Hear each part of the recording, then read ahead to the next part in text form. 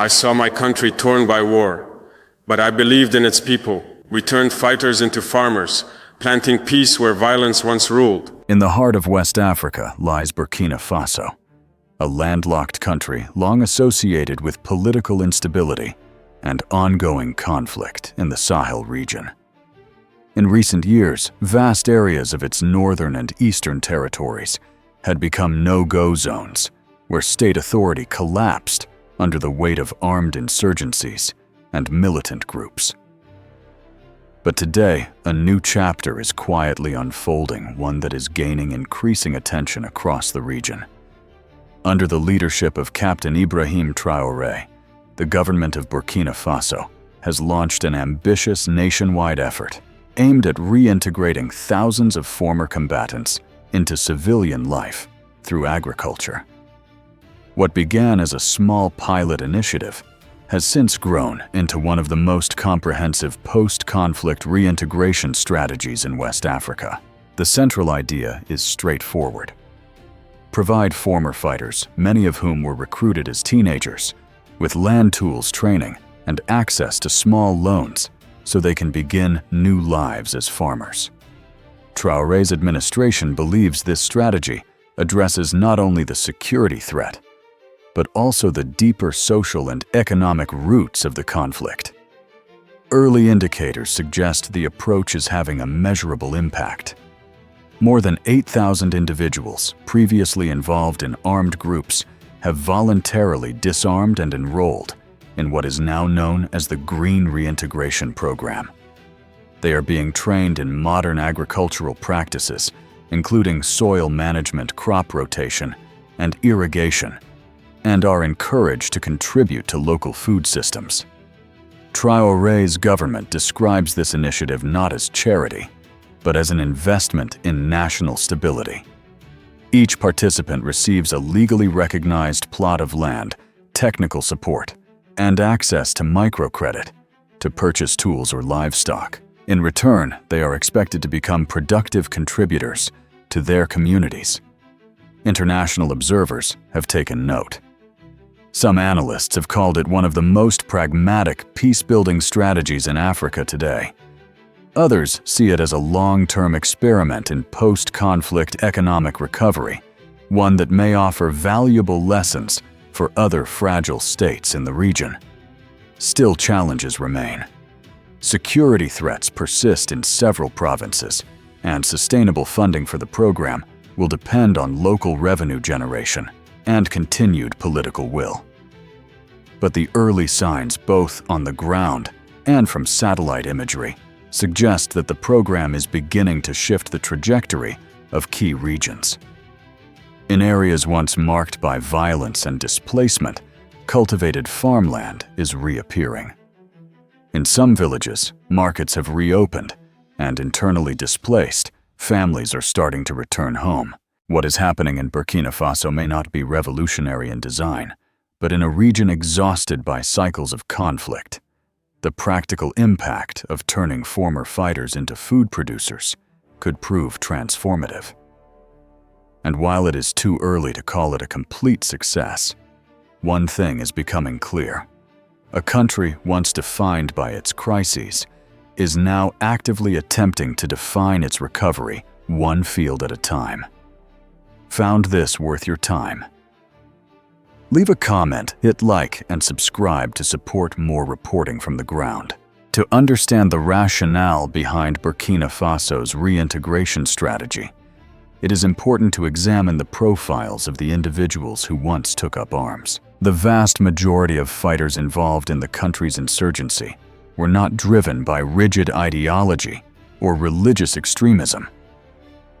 Rather, they were young men, many still in their teens or early 20s, who came from some of the most economically marginalized regions of the country.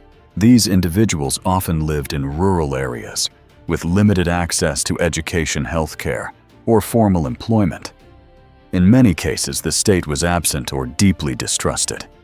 The lack of opportunities created a vacuum that armed groups were able to exploit with relative ease. Recruitment was typically framed around three powerful appeals: money, identity, and purpose. Joining an armed group offered not only financial survival, but also a sense of belonging and direction. The alternative, unemployment, invisibility, or dependence on humanitarian aid, was for many less appealing. This dynamic, while not unique to Burkina Faso, became particularly acute in the country's northern and eastern regions, where the combination of poverty, insecurity, and environmental stress created fertile ground for recruitment. Captain Ibrahim Traoré's administration has publicly acknowledged this reality. Instead of pursuing a purely militarized response to the insurgency, the government has opted for what it calls a social stabilization strategy. The goal, officials say, is to address the structural conditions that made violence attractive in the first place, namely, the absence of viable economic alternatives. This is where the Green Reintegration program plays a central role. By offering former fighters access to land training and livelihood opportunities, the state hopes to shift the incentives. According to one senior government advisor, "You cannot build peace by chasing shadows. You must change the conditions in which conflict grows." Observers note that this approach is not without precedent. Similar reintegration models have been used with varying degrees of success in Colombia, Rwanda, and parts of Southeast Asia. However, Burkina Faso's version is notable for its focus on agriculture as the principal pathway to reintegration. Experts say this is a strategic choice. Agriculture remains the largest source of employment in Burkina Faso, and access to land remains a key determinant of stability in rural communities. By linking peace building with food security, the government is attempting to create a feedback loop, reduce violence, increase productivity, and restore local trust. Nonetheless, risks remain.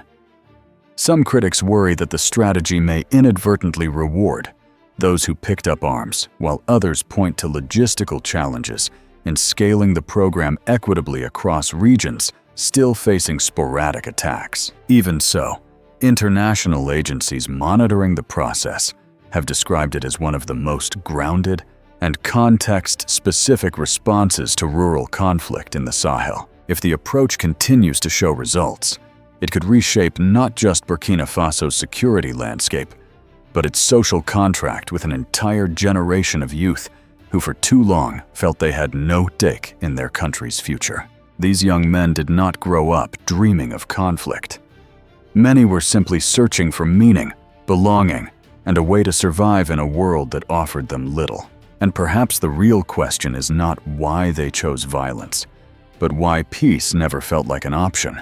If you're watching this, ask yourself, what might you have chosen if you were born into dust and silence? At the center of Burkina Faso's social stabilization strategy is the Green Reintegration Initiative, a government-led program aimed at converting former combatants into small-scale farmers through a combination of land access, vocational training, and microcredit support. Since its launch, the program has facilitated the voluntary disarmament and reintegration of over 8,000 former fighters, many of whom had previously participated in armed groups operating across the country's volatile northern and eastern regions. Participants are enrolled in a structured agricultural training scheme covering topics such as soil health, crop rotation, pest management, and small-scale agribusiness practices. The training is conducted in regional centers with support from agronomists, local extension agents, and in some cases, international NGOs. Once the training phase is complete, each participant is allocated a legally recognized parcel of land for cultivation, along with a starter package that may include tools, seeds, fertilizers, and a modest financial loan to support their first harvest cycle. Government officials describe the program as a practical peace mechanism rather than a humanitarian intervention. "It's not a handout," said one program coordinator in the Centre-Nord region. "It's a pathway to self-sufficiency and local legitimacy." The emphasis on agriculture is deliberate. In a country where over 80% of the population relies on subsistence farming, returning former fighters to the land is seen as both culturally appropriate and economically viable. Early results are promising. In areas where participants have completed at least one full agricultural cycle, local food production has increased. Some former fighters are now producing surplus crops, such as cassava, rice, and millet, that they sell in local markets, contributing to the regional food supply chain. There are also visible social impacts. In some communities, public attitudes toward ex-combatants are beginning to soften. Informal reports from field monitors suggest that community acceptance tends to improve when reintegrated individuals can provide tangible goods like food for neighbors. A senior official from the Ministry of Territorial Administration noted that the act of growing food is not just economic, it's symbolic. When someone who once caused fear becomes a provider, trust begins to return. Despite these gains, experts caution against premature conclusions. The program is still in its early stages, and its long-term sustainability will depend on consistent funding, land access management, and the ability to scale across areas with varying levels of insecurity. There are also operational challenges, including ensuring equitable land distribution, preventing elite capture, and maintaining the motivation of participants beyond the initial reintegration phase. Nonetheless, independent observers, including a recent delegation from the African Union, have described the Green Reintegration model as a significant step forward in linking post-conflict reconciliation with rural economic development. If it continues on its current trajectory, the initiative may offer a replicable model not only for Burkina Faso, but for other conflict-affected nations in the Sahel region, seeking to transform ex-combatants into agents of food security and stability. As part of its broader reintegration strategy, the government of Burkina Faso has introduced a unique model known as Agro battalions, military-style agricultural units composed of former combatants trained to operate as coordinated farming teams. This approach, blending security structures with food production, aims to bring large-scale efficiency to post-conflict agricultural recovery. Each battalion is structured similarly to a traditional military unit, with hierarchical leadership, clearly defined roles, and scheduled operations. The goal is to instill a sense of discipline and purpose among former fighters, while optimizing land use.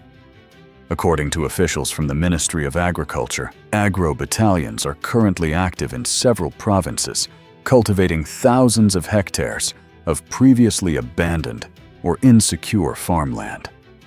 The initiative has received logistical and technical support from both the military and civilian sectors.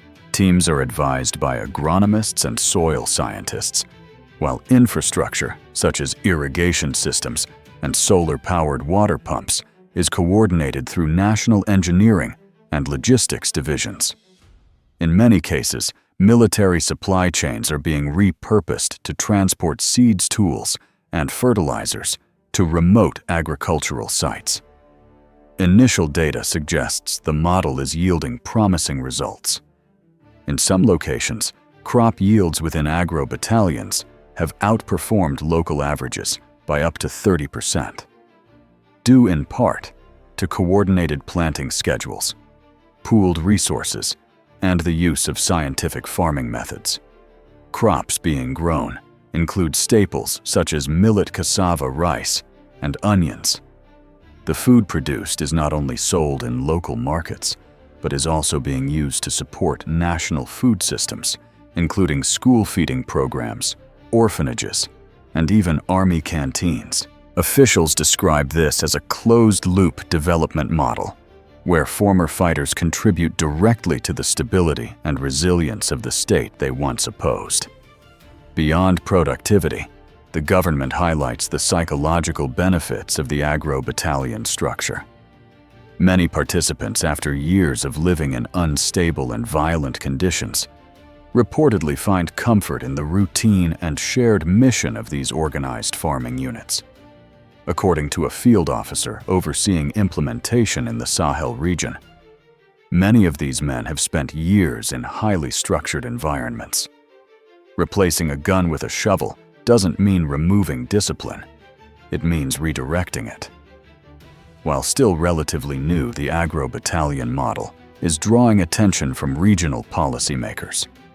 Delegations from Mali and Niger have reportedly visited training centers to observe the system firsthand, assessing its potential application in other Sahelian contexts facing similar post-conflict challenges. However, experts caution that scalability remains a concern.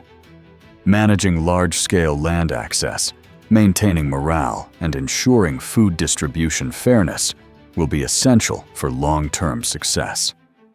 There are also questions about how the model will adapt once regions stabilize further and ex-combatants begin integrating into more conventional civilian economies. Still, for now, the Agro battalions offer a functional and symbolically powerful solution, transforming former fighters into coordinated agricultural producers and turning tools of war into instruments of recovery. While much of Burkina Faso's reintegration and agricultural transformation has been felt locally, recent satellite imagery has provided an unexpected form of validation. The progress is now visible from space. According to geospatial analysis conducted by regional monitoring teams and verified by third-party observers, areas in northern Burkina Faso that were previously abandoned due to insecurity are now exhibiting a marked increase in cultivated land. This includes provinces such as Boucle du Mouhoun Nord and Sahel, historically among the most affected by conflict and displacement. This visual transformation is supported by ground-level indicators. In districts where both the Green Reintegration and Agro battalion programs are active, government reports indicate a 38% reduction in violent incidents over the past 12 months. This includes fewer ambushes on rural roads, reduced militia presence in farming zones, and improved freedom of movement for civilians. Security experts caution that correlation does not always imply causation, but several local authorities say the timing of these changes is notable. "We're not claiming to have solved the entire conflict," said a regional coordinator in the Nord province, "but we are seeing something rare. Ex-combatants are now stabilizing communities they once disrupted." Another key indicator is the return of internally displaced persons (IDPs). Data from Burkina Faso's Ministry of Humanitarian Action shows a slow but steady movement of families back to villages they fled during peak violence. Many cite improved security and food availability as the primary reasons for returning. Markets that once operated under curfews or limited hours are now staying open later.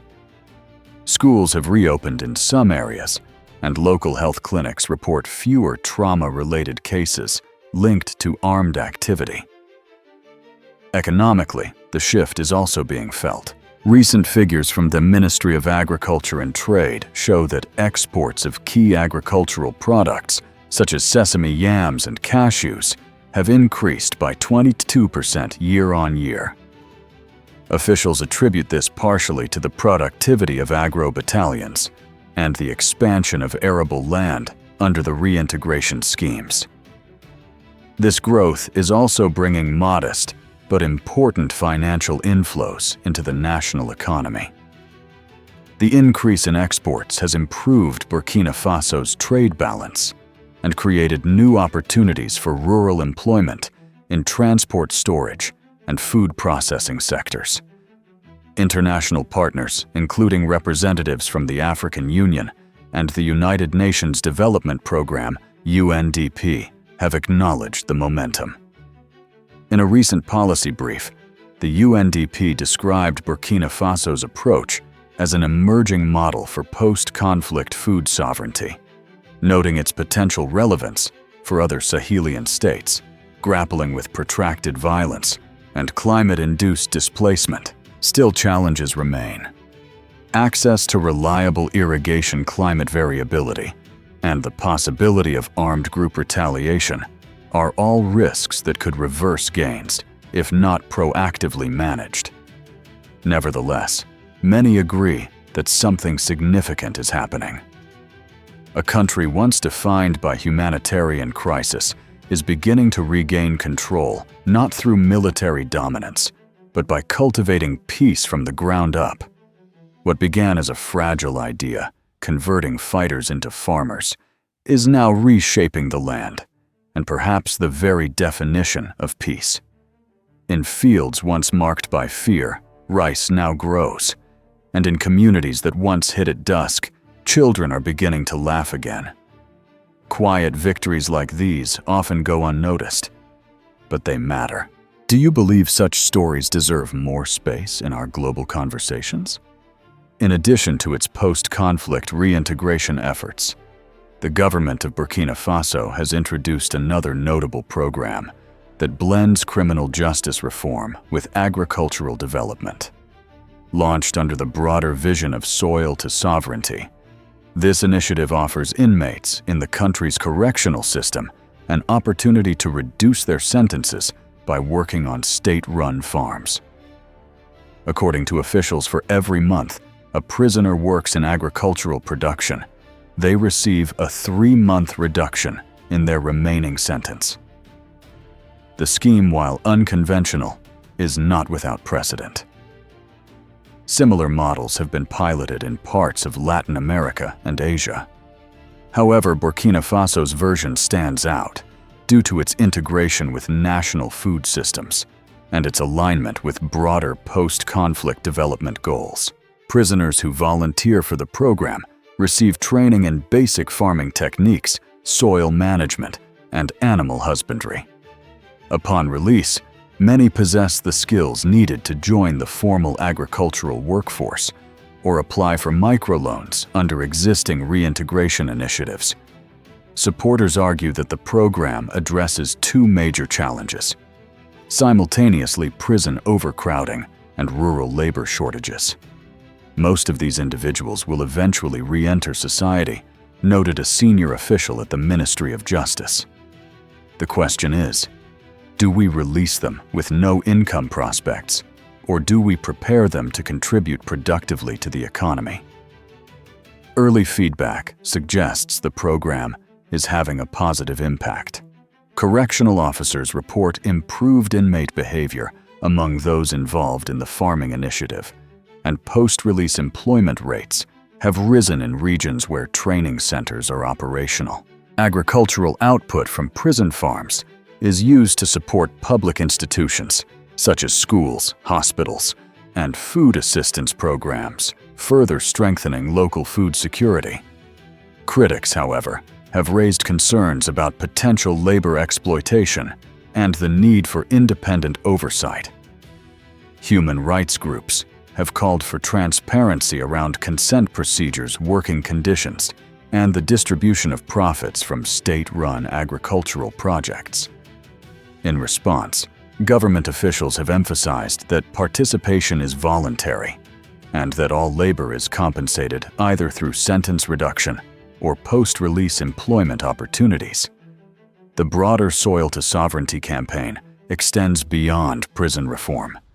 It is a national policy framework aimed at expanding land access, ensuring equitable resource distribution, and fostering local ownership over food production systems. At the core of this strategy is land allocation. Former combatants and low-income farmers are being granted small but legally recognized plots of land, along with startup inputs such as tools, seeds, and access to microfinance. The objective is to reduce reliance on imported food and humanitarian aid by strengthening domestic agricultural capacity. In many rural communities, land is more than an economic asset. It is a symbol of identity, security, and social standing. For reintegrated individuals, receiving land offers not only a means of livelihood, but also a form of social reintegration and restored dignity.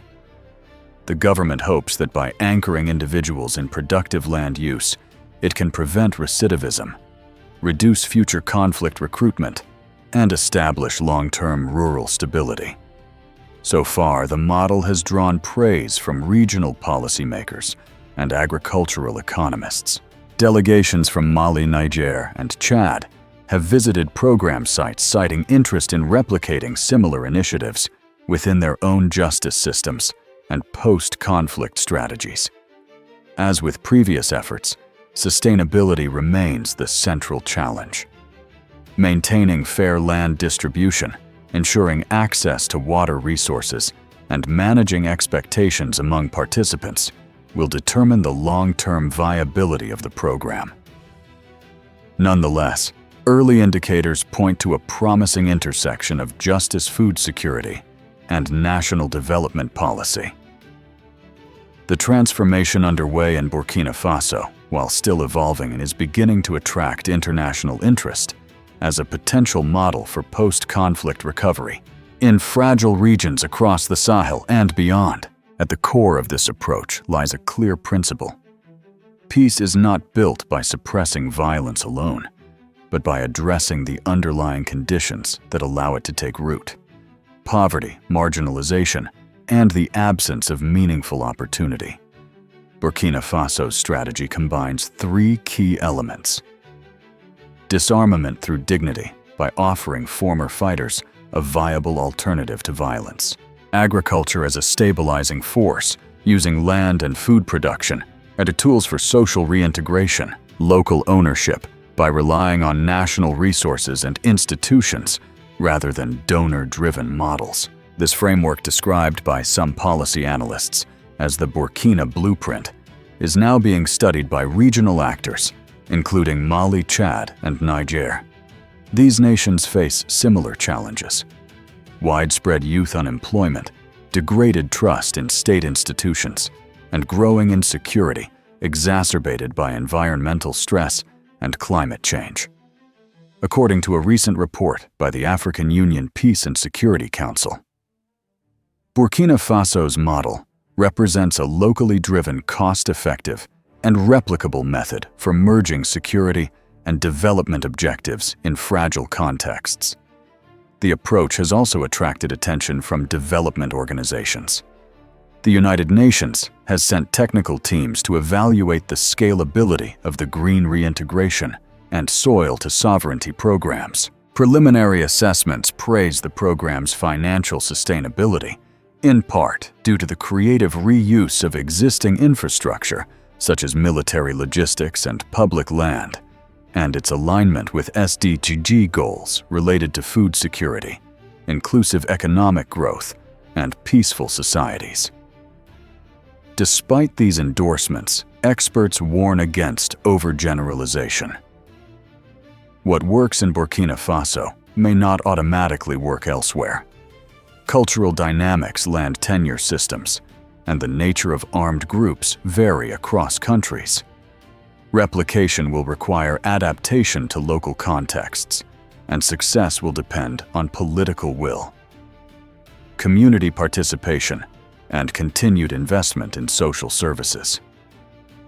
Moreover, within Burkina Faso itself, unresolved challenges remain. Climate variability poses risks to long-term agricultural stability. Certain regions are still inaccessible due to active insurgency. There is also a need for independent oversight, especially in programs involving vulnerable populations, such as prisoners or landless farmers. Yet the broader implications are difficult to ignore. In a global context, where many conflict zones rely heavily on military aid and international peacekeeping forces, Burkina Faso's homegrown solution presents a different narrative. One in which the tools of war are converted into engines of reconstruction, and the same youth once viewed as threats are now becoming drivers of national renewal. Captain Ibrahim Traore, whose leadership has guided much of this transition, continues to frame the strategy not as a miracle solution, but as a national recalibration of priorities away from armed confrontation and toward agricultural resilience, social equity, and institutional reform, as one recent African Union delegate put it. This is not just about food security, it's about sovereignty agency and the quiet rebuilding of a nation from the soil up. Time will tell whether the model endures and whether it can be scaled to meet the long-term development needs of a population still facing major socio-economic pressures.